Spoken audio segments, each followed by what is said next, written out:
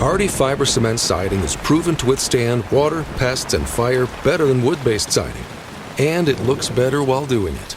Hardy siding has been chosen for 10 million homes and counting. See the proof at jameshardy.com.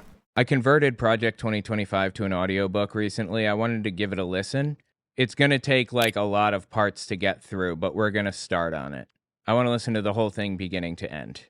It's not flawless.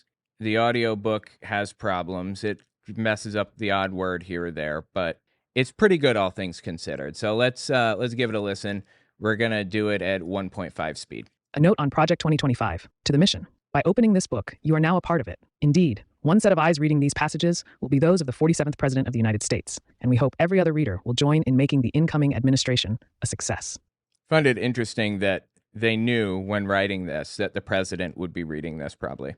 The Heritage Foundation wrote it. History teaches that a president's power to implement an agenda is at its apex during the administration's opening days. To execute requires all conceived, coordinated, unified plan and a trained and committed cadre of personnel to implement it. In recent election cycles, presidential candidates normally began transition planning in the late spring of election year, or even after the party's nomination was secured. That is too late. The federal government's complexity and growth advance at a seemingly logarithmic rate every 4 years. The reason that this was created in the first place is because the RNC and the DNC get together every year or every 4 years or something, I don't know, to create a party platform, to release one. And it basically outlines the goals of the party over the next term, over the next 2 to 4 years.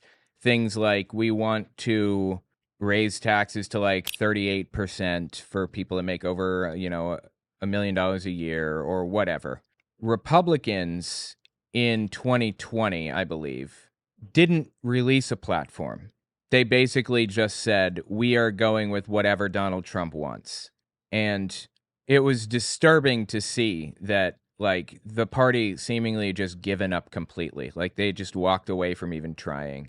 The Heritage Foundation, this nonprofit, the ones that came up with Obamacare borrowed it from these guys. They wrote Project 2025 in an effort to kind of fill that gap. So this is the Republican plan for the next 4 years or whatever. And it's important and influential enough that the writers knew that it would be read by the president, because the guy that wrote it knows the president, has been introduced by Trump multiple times, has worked with Trump, has been to Mar-a-Lago, hangs out there. They work closely with each other. And whoever the next president would be, even if it was a Democrat, would read it because it's so disturbing. Anyway, let's keep reading. Conservatives to have a fighting chance to take on the administrative state and reform our federal government, the work must start now. The entirety of this effort is to support the next conservative president, whoever he or she may be. In the winter of 1980, the fledgling Heritage Foundation handed to President-elect Ronald Reagan the inaugural mandate for leadership. This collective work by conservative thought leaders and former government hands, most of whom were not part of Heritage, set out policy prescriptions, agency by agency, for the incoming president. The book. FYI, this is how organizations, or this is how elections and campaigns and things get past donation rules. The Heritage Foundation is unaffiliated with any president, but they endorse presidents and spend massive amounts of money promoting them. Like, the Heritage Foundation will create advertisements on behalf of a president, completely disconnected from the president, have like no communication with them whatsoever about it. And that makes it legal. You want to promote your own whatever, you can do that. And right-wing billionaires donate to the Heritage Foundation. It's a little circle that they've created that legalizes bribery, effectively. I just finished writing a book titled Was Hitler an Atheist? It talks about religions during the Third Reich and how they work together. Catholics, Jehovah's Witnesses, and Protestants. And I even address the lies told by the evangelical world about Bonhoeffer. It's on Audible and Amazon. Okay, let's continue. Literally put the conservative movement and Reagan on the same page, and the revolution that followed might never have been, save for this band of committed and volunteer activists. With this volume, we have gone back to the future, and then some. It's not 1980. In 2023, the game has changed. The long march of cultural Marxism through our institutions has come to pass. Cultural Marxism is a made-up term. It doesn't exist. Marxism is an economic policy that doesn't apply in any way to culture. But it's basically wokeism is what they mean when they say that. That's not how anything works. And, I feel I should probably just mention, cultural Marxism is the concept of equity. Basically, let's say you have a town that's made up of 35% black community and then 65% white, right? And Procter and Gamble is a company there, and they have only 3% black employees and 97% white. That is obviously showing that there's some kind of a disparity there, and we don't really know why exactly. And in fact, the disparity could just be because the black community there is impoverished and they don't have the opportunity to like go to college like a lot of the white families in the area, right?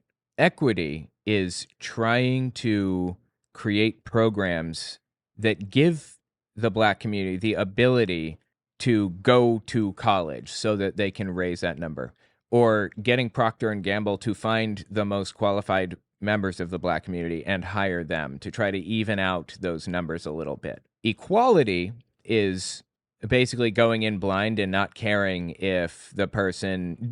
about like the numbers. Just as long as a person has an equal shot at getting in, then that's it. Equality is good, but equity is better. Equity is what these people would call cultural Marxism. That's what they mean when they say cultural Marxism.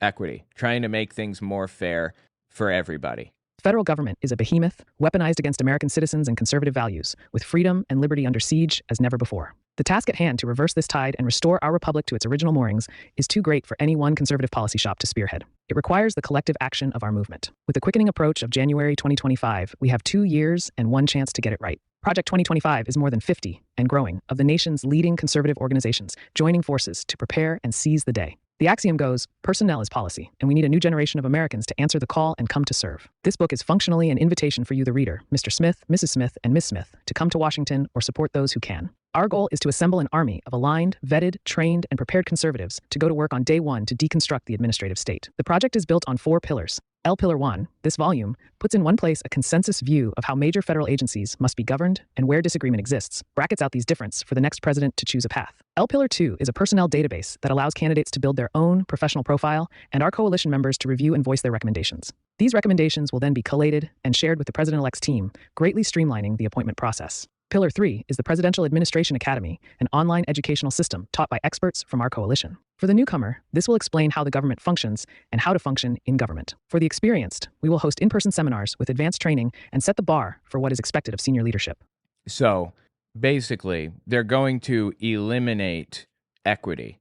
They're going to eliminate companies' ability to see this disparity and try to correct for it. That's called affirmative action.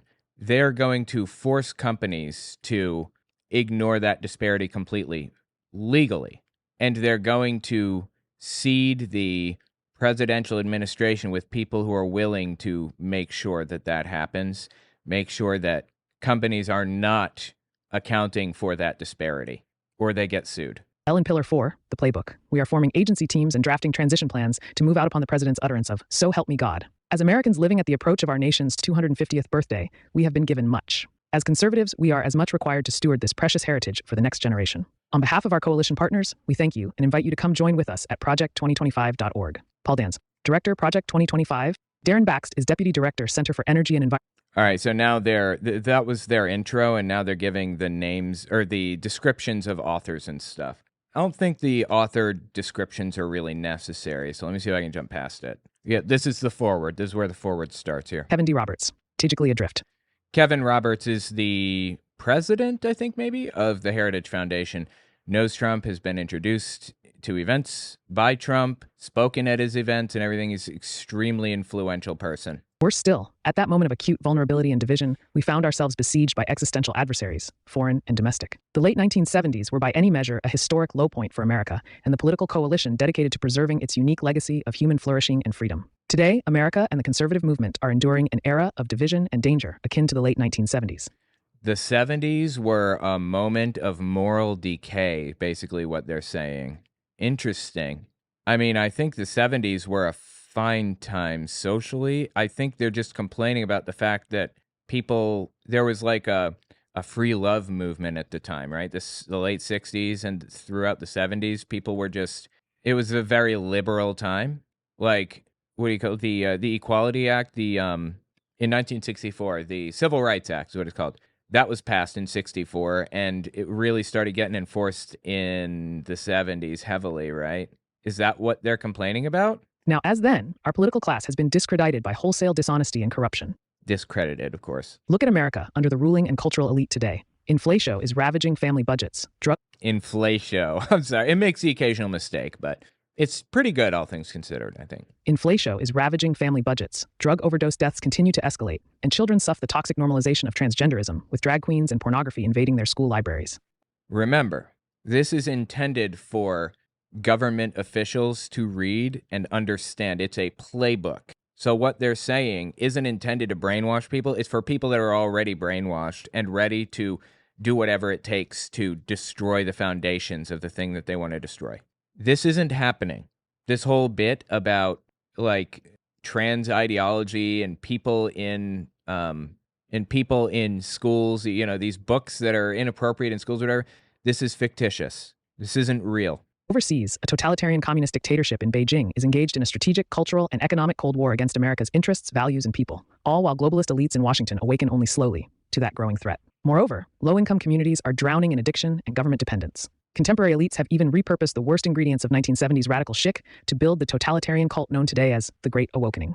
The Great Awakening, wow. It's fascinating to me how these people they seem to believe this, right? Ingredients of 1970s radical chic to build the totalitarian cult known today as the Great Awakening. And now, as then, the Republican Party seems to have little understanding about what to do. Most alarming of all, the very moral foundations of our society are in peril. Yet students of history will note that, notwithstanding all those challenges, the late 1970s proved to be the moment when the political right unified itself and the country and led the United States to historic political, economic, and global victories. The Heritage Foundation is proud to have played a small but pivotal role in that story. It was in early 1979, amid stagflation, gas lines, and the Red Army's invasion of Afghanistan, the nadir of Jimmy Carter's days of malaise, that Heritage launched the Mandate for Leadership project. We brought together hundreds of conservative scholars and academics across the conservative movement. Together, this team created a 20-volume, 3,000-page governing handbook containing more than 2,000 conservative policies to reform the federal government and rescue the American people from Washington dysfunction. That's basically what this is. A document that's like thousands of pages long that acts as a kind of a guide for how to structure the government in a way that benefits the far right the most effectively.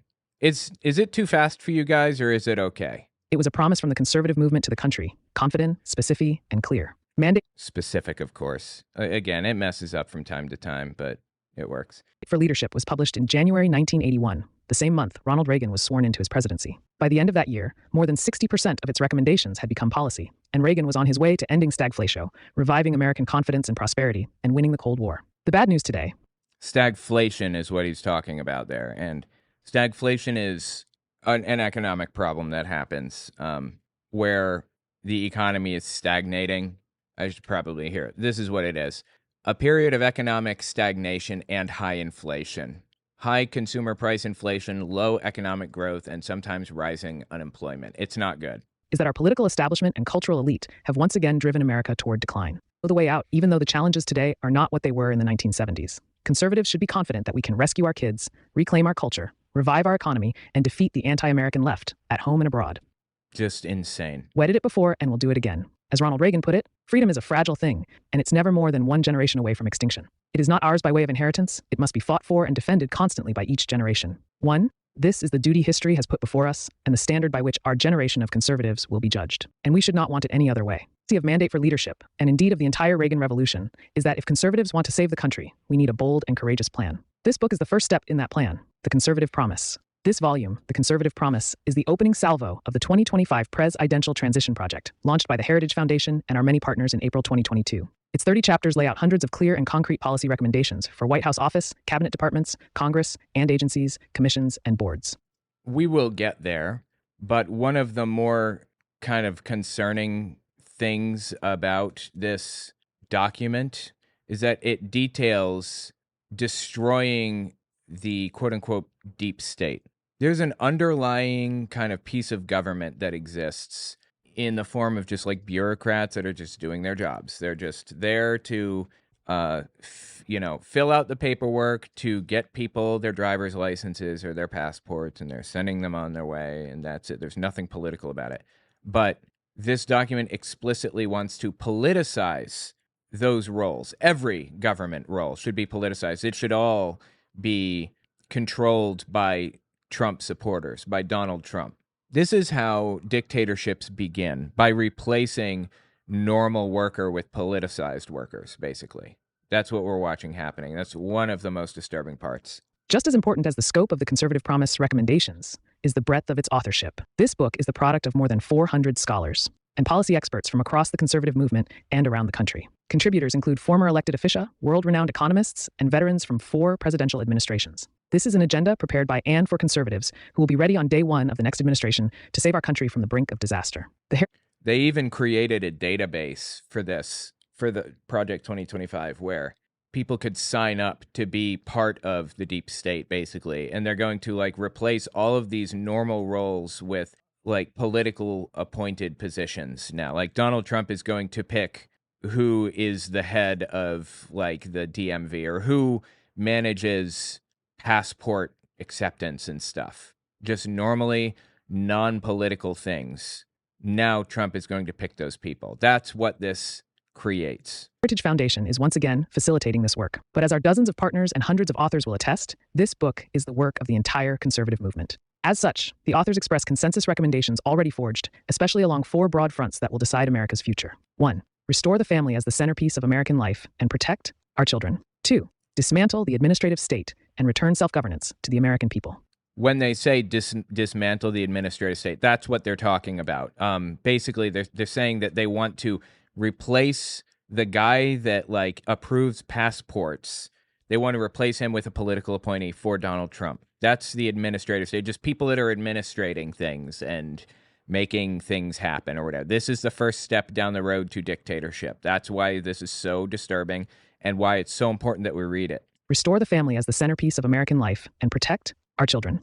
So, restore the family as a centerpiece of life.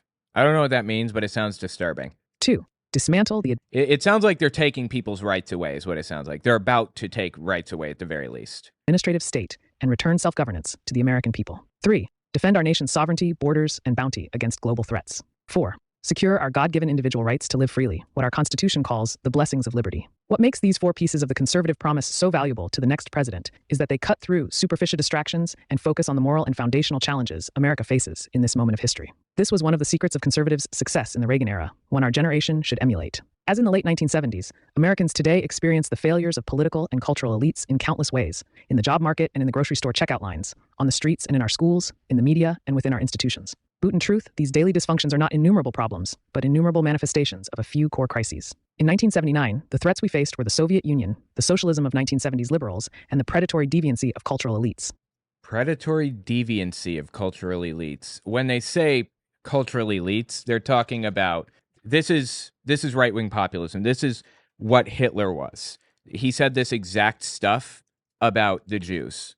They are cultural elites that take part in hedonistic practices that erode the German family. And we want to make Germany great again. I'm not joking. That is actually what Hitler said. So, all of this is straight out of the mouths of right-wing populists like Hitler. Defeated these beasts by ignoring their tentacles and striking instead at their hearts. His approach to the Cold War? We win and they lose. His economic agenda? The human dignity of work and its many rewards. His platform in the culture wars. The community of values embodied in these: family, work, neighborhood, peace, and freedom. This book, and Project 2025 as a whole, will arm the next conservative president with the same kind of strategic clarity, but for a new age. Unfortunately, there are going to be a lot of comparisons to Hitler throughout this book because it's written as though it used Hitler as a guide and his ideology, as though it used him as a guide. It's like really, really wild, the comparisons, seriously. Promise number 1, restore the family as the centerpiece of American life and protect our children. The next conservative president must get to work pursuing the true priority of politics, the well-being of the American family. In many ways, the entire point of centralizing political power is to subvert the family. Its purpose is to replace people's natural loves and loyalties with unnatural ones.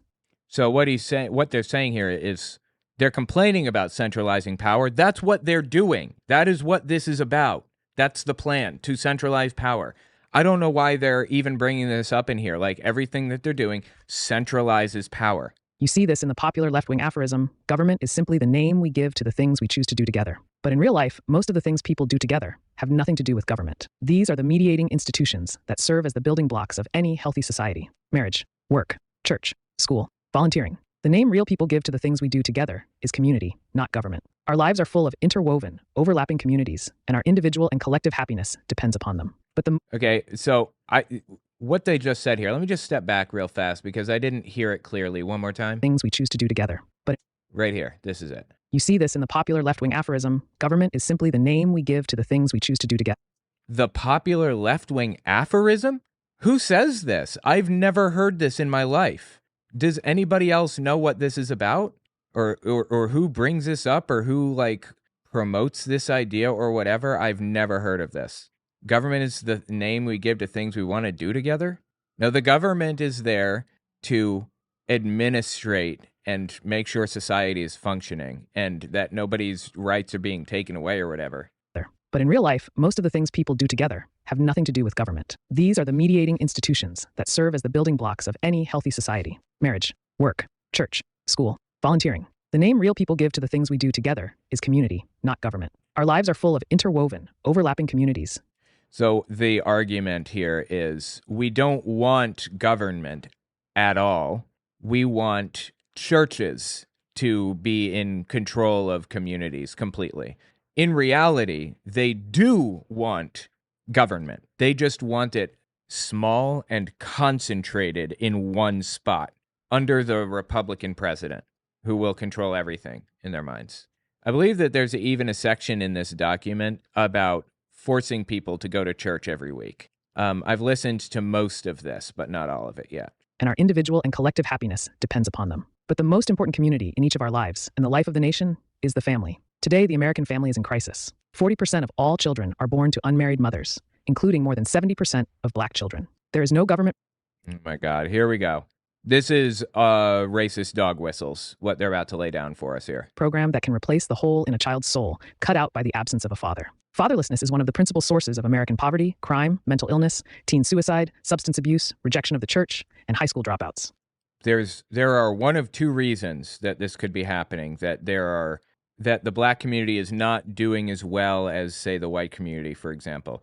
There are one of two reasons why, there are a lot of fatherless homes, we'll just say. Either it's a social thing that was caused by underlying social issues, or it's genetic. If it's a social problem, it can be fixed through equity by giving people access to college education who wouldn't otherwise have that access, or whatever, a billion options.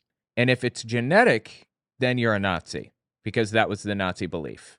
So, I don't know why they're even bothering, going down this path without I don't know why they're bothering trying to hide the fact that these people are Nazis, that they share Nazi beliefs, like Kevin Roberts, for example, the head of Heritage.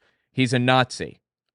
I'm not being flippant. He's a Nazi. So many of the problems government programs are designed to solve, but can't, are ultimately problems created by the crisis of marriage and the family. So this is the Nazi strategy, personal responsibility. Blame it on them. It's their fault. We're not going to bother trying to fix it because, in my opinion, I think that people like Kevin Roberts believe that it's genetic. It's a genetic problem with black people. We're not going to bother trying to fix it. It's not the government's responsibility. It's the person's responsibility to not be a piece of shit and suck, basically. It's just racist dog whistle after racist dog whistle all the way down. Has never seen a thriving, healthy, free, and prosperous society where most children grow up without their married parents. If current trends continue, we are heading towards social implosion. Furthermore, the next conservative president must understand that using government alone to respond to symptoms of the family crisis is a dead end. Federal power must instead be wielded to reverse the crisis and rescue America's kids from familial breakdown. The conservative promise includes dozens of specified policies to accomplish this existential task. Some are obvious and long-standing goals, like eliminating marriage penalties in federal welfare programs and the tax code and installing work requirements for food stamps. But we must go further. It's time for policymakers to elevate family authority, formation, and cohesion as their top priority, and even use government power, including through the tax code, to restore the American family. Today, the left is threatening the tax-exempt status of churches and charities that reject woke progressivism. They will soon turn to Christian schools and clubs with the same totalitarian intent. The next conservative president must make the institutions of American civil society hard targets for woke culture warriors. This starts with deleting the terms sexual orientation and gender identity, SOGI, diversity, equity, and inclusion, gender equality, gender equity, gender awareness, gender sensitive, abortion, reproductive health, reproductive rights, and any other term used to deprive Americans of their First Amendment rights out of every federal rule, agency regulation, contract, grant, regulation, and piece of legislation that exists.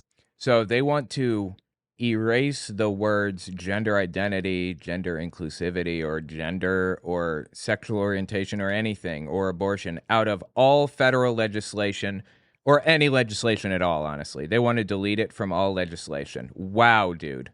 This is authoritarianism right here. Pornography manifested today in the omnipresent propagation of transgender ideology and sexualization of children, for instance. Wow. So he just said, and piece of legislation that exists. Pornography manifested today in the omnipresent propagation of transgender ideology. Wow, porn manifests today in the form of trans ideology. What a wild thing to say. And sexualization of children, for instance. This isn't happening. The sexualization of children thing, it's fictitious. It's in your head. Is not a political Gordian knot, inextricably binding up disparate claims about free speech, property rights, sexual liberation, and child welfare. It has no claim to First Amendment protection. Its purveyors are child predators and misogynistic exploiters of women. Their product is as addictive as any illicit drug and as psychologically destructive as any crime. Porn is as psychologically addictive as any drug and should be treated as a crime.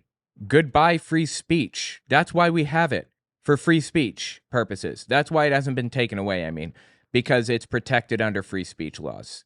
What is wrong with these people?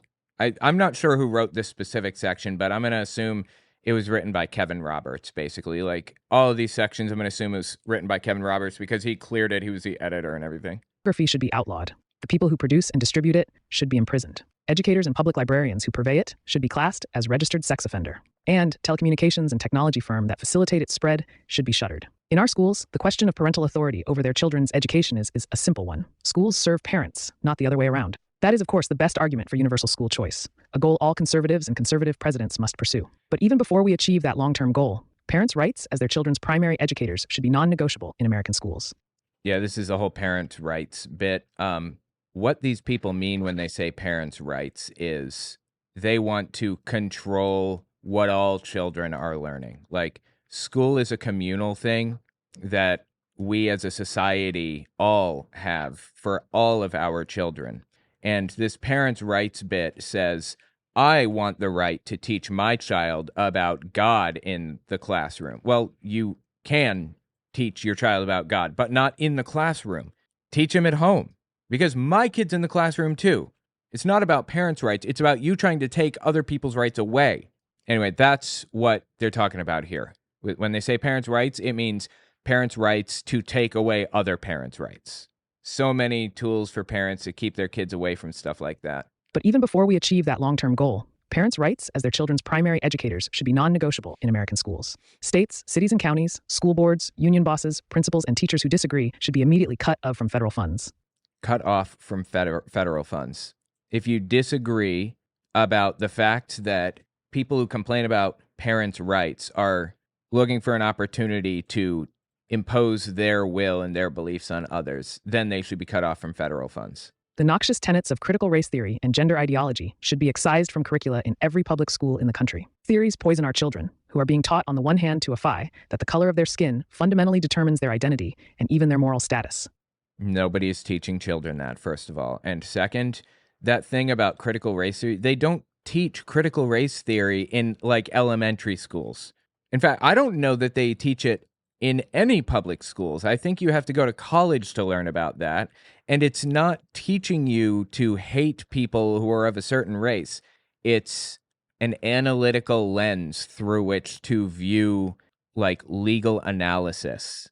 And we have all kinds of different critical theories to help people learn to view things from other perspectives. Like, that's just how education works. First time? While on the other, they are taught to deny the very creatureliness that inheres in being human and consists in accepting the givenness of our nature as men or women. Allowing parents or physicians to reassign the sex of a minor is child abuse. And nobody's doing that. Nobody is reassigning the sex of a minor. And notice they said minor there, because child has a very specific connotation, like 6-year-old. That's not happening. That has always been illegal in the United States to like give sex reassignment bottom surgery to children. But it's a culture war issue. If they can convince people in the regular world who aren't absolutely psychotic that this is happening, then they can convince them that the left is lost the plot. It's false. End. For public institutions to use taxpayer dollars to declare the superiority or inferiority of certain races, sexes, and religions is a violation of the Constitution and civil rights law and cannot be tolerated by any government anywhere in the country. That's not happening. Again, you know what they're talking about when they say that? They're talking about, like, if a town is made up of 35% black people, 65% white, and the biggest employer in the town only has like 3% black employees. They're talking about when they try to make that number more equal, when they try to even it out a little bit more. That's what that means. That's what they're talking about. That they're demonizing, trying to make things more fair and equal.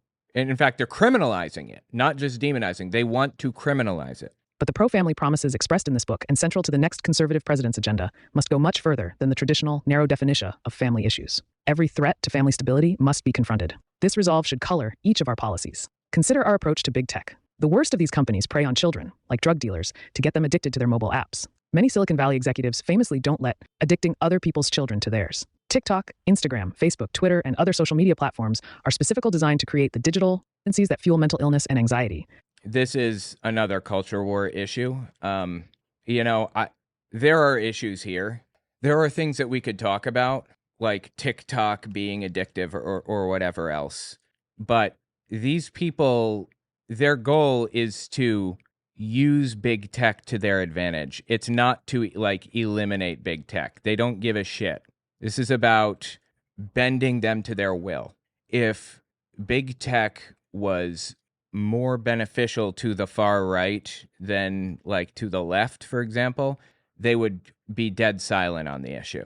Are specifically designed to create the digital tendencies that fuel mental illness and anxiety, to fray children's bonds with their parents and siblings. Federal policy cannot allow this industrial-scale child abuse to continue. Finally, conservatives should gratefully celebrate the greatest pro-family win in a generation, overturning Roe v. Wade, a decision that for 5 decades made a mockery of our Constitution and facilitated the deaths of tens of millions of unborn children. But the Dobbs decision is just the beginning.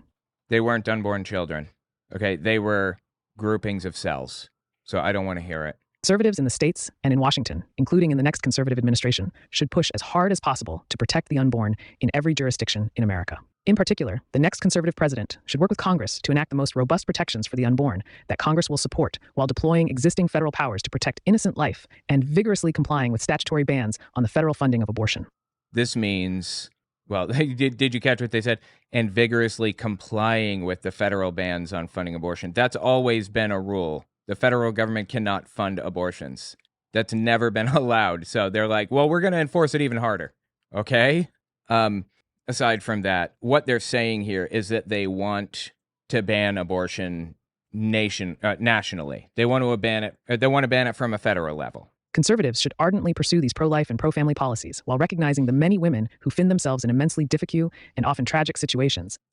Often find themselves in difficult and tragic situations. And the heroism of every choice to become a mother. Alternative options to abortion, especially adoption, should receive federal and state support. In summary, the next president has a moral responsibility to lead the nation in restoring a culture of life in America again. Promise number 2, dismantle the administrative state and return self-governance to the American people. Again, what he means when he says that is get rid of the administrative state with the people that are just doing their jobs every day that are not politicized and replace those people with politicized Donald Trump supporters. That's the goal here. Of course, the surest way to put the federal government back to work for the American people is to reduce its size and scope back to something resembling the original constitutional intent. Conservatives desire a smaller government, not for its own sake, but for the sake of human flourishing.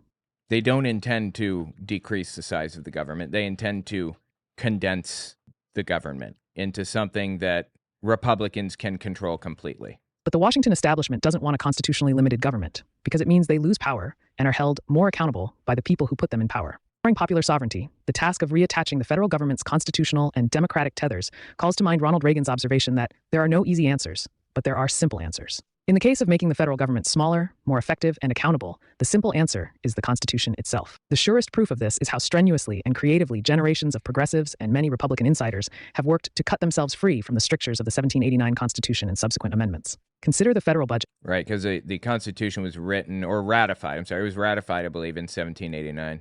Under current law, Congress is required to pass a budget and 12 issue-specific spending bills comporting with it every single year. The last time Congress did so was in 1996. Congress no longer meaningfully budgets, authorizes, or categorizes spending. Instead, party leaders negotiate one multi-trillion-dollar spending bill, several thousand pages long, and then vote on it before anyone, literally, has had a chance to read it. That's not exactly accurate. I mean, I suppose I can agree that, like, omnibus bills are not really a good thing necessarily. Omnibus bills, of course, being bills that have, like, multiple things that they're trying to pass. Like, Build Back Better, for example, was a big... I'm not sure if it was executive order. I don't think so, but it was a big thing. It was Biden's big thing that he wanted to do. And unfortunately, he couldn't, it got gutted. He couldn't do it, but it was a big, long, detail, like thousands of page long bill. That's just how bills are written. The longer, the better, in my opinion, because it means there will be fewer loopholes, fewer ways to wiggle out of following the law. You see a one-page bill, you know that there are a billion loopholes behind it, basically. Single-page bills are bad. Debate time is restricted, amendments are prohibited. And all of this is backed up against a midnight deadline when the previous omnibus spending bill will run out and the federal government shuts down. And why is it backed up against a deadline like that? You know why? Because no one can agree on anything. Because everybody is trying to cut everybody else's throats in Congress, I mean. Okay, so what's the solution to that? Exactly. What solution are they outlining? This process is not designed to empower 330 million American citizens and their elected representatives, but rather to empower the party elites secretly negotiating without any public scrutiny or oversight. This is populism, deep state talk, which, again, they're trying to create a deep state. So I don't want to hear any of this bullshit from these people. Us versus them attitude, destructive to society, what they're doing. In the end, congressional leaders' behavior and incentives here are no different from those of global elites insulating policy decisions over the climate, trade, public health, you name it. These people are the global elites, the people we're listening to. Kevin Roberts is a global elite. Donald Trump's a global elite. The Heritage Foundation has an obscene amount of power in society, so I don't want to hear it. They're claiming global elites are fighting climate change, and that's a waste of money and we shouldn't do it. They are literally the global elites fighting what people want, which is climate change legislation. The sovereignty of national electorates. Public scrutiny and democratic accountability make life harder for policymakers, so they skirt it. It's not dysfunction, it's corruption. And despite its gaudy price tag, the federal budget is not even close to the worst example of this corruption. That distinction belongs to the administrative state, the dismantling of which must a top priority for the next conservative president. Again, these people aren't trying to dismantle the administrative state. They're trying to commandeer it. They're trying to replace normal, everyday bureaucratic workers that work in the government with Trump appointees. The term administrative state refers to the policymaking work done by the bureaucracies of all the federal government's departments, agencies, and millions of employees. Under Article 1 of the Constitution, all legislative powers herein granted shall be vested in a Congress of the United States, which shall consist of a Senate and a House of Representatives. That is, federal law is enacted only by elected legislators in both houses of Congress. This exclusive authority was part of the framers' doctrine of separated powers. They not only split the federal government's legislative, executive, and judicial powers into different branches, they also gave each branch checks over the others. Yeah, those are the three branches of government. Legislative, which is Congress, judicial, which is like judges and the court system, and then executive, which is the president. And every president throughout history has always added more power that they didn't have before, that the presidents didn't have before. They've always expanded their power, Obama included, all of them. Throughout time, different presidents have added new major departments like the FBI, the CIA, the NSA. And I believe that like the EPA, the Environmental Protection Agency, and other regulators are under the executive branch. Now, it used to be when you wanted to pass some regulation or something, it had to go through a legal, like a bill. It had to go through Congress and be approved by Congress and everything else. But a while back, there was a court case basically that said these large regulatory agencies like the EPA, they create the legislation. Or I'm sorry, they create the regulation. The EPA does. And companies must follow the EPA's regulations. And the people at the EPA that are making these regulations are scientists and stuff. They're government employees that are hired to study the effects on the climate and things, or like study the effects on drinking water when a company dumps toxic waste into a river nearby, for example. They're scientists whose sole job is to study that. And this Supreme Court decision, Chevron is what it was called, challenged that. When it was created, when the Chevron decision was like being adjudicated, I think back in the 80s, Neil Gorsuch's mom was the head of the EPA and was the one fighting in that case, funny enough. Anyway, Chevron was overturned not too long ago, which means now companies don't have to follow regulations laid down by the EPA and whatever other things. Or more specifically, I think they have to follow those regulations, but they can challenge them in the court system.